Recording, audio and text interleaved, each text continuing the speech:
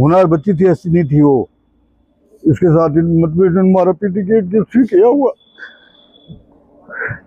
और जैसे घर से कपड़ा लेके आती तो ऐसा लेके आई, ऐसा लेके आई। साथियों, कहते हैं कि रिश्ते विश्वास की डोर पर टिके होते हैं, लेकिन कभी कभी ये डोर इतनी कमजोर हो जाती है कि एक हंसते खेलते घर को भी उजाड़ देती है। झुंझुनू जिले का पद्मपुरा गांव, जहां शनिवार की सुबह मौत का एक ऐसा तांडव हुआ कि सुनने वालों की रूह कांप गई। जिस घर में 2 दिन पहले चिराग का जन्मदिन मनाया गया था, आज वहां अंधेरा पसर गया है।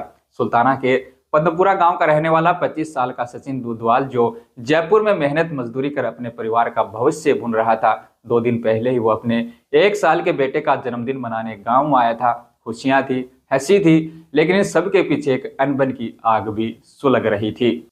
क्योंकि शनिवार की सुबह सचिन और उसकी 23 साल की पत्नी भारती के बीच किसी बात को लेकर कहा सुनी हुई। झगड़ा बढ़ा तो पिता ने बीच बचाव किया और सचिन से कहा कि तुम जयपुर चले जाओ। और उसके बाद सचिन सुबह 8 बजे घर से निकला, शायद ये सोचकर कि दूर जाने से गुस्सा है वो शांत हो जाएगा, लेकिन किसे पता था कि उसकी आखिरी विदाई होगी।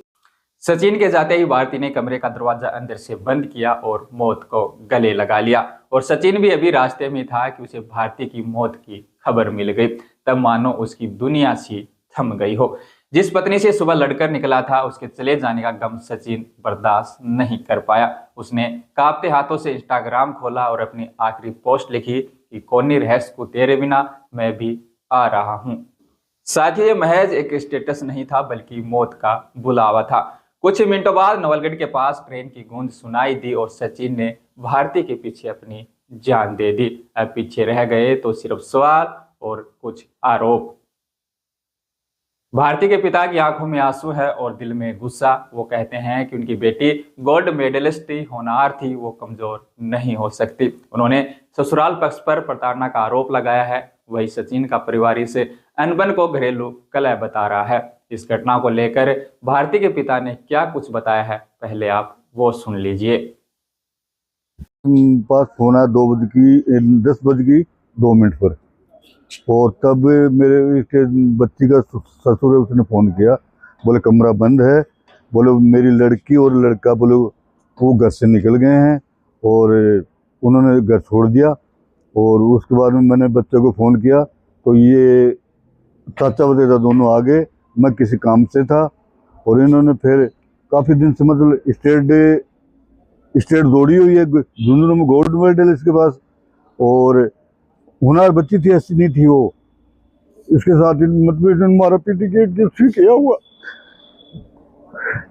और जैसे घर से कपड़ा लेके आती तो ऐसा लेके आई, ऐसा लेके आई।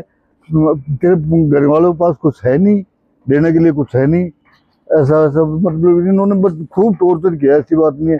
पुलिस ने, हमने कानून की पूरी मदद लेंगे, जैसा होगा हम इंक्वायरी चाहते हैं, क्यों सुसाइड हुआ, कैसे हुआ, ये इन्हीं से पूछा जाएगा। आपका नाम? ओम प्रकाश खारिया। लेकिन साथियों, 1 साल का मासूम बेटा आज अपनी मां की ममता और पिता के साए दोनों से महरूम हो गया।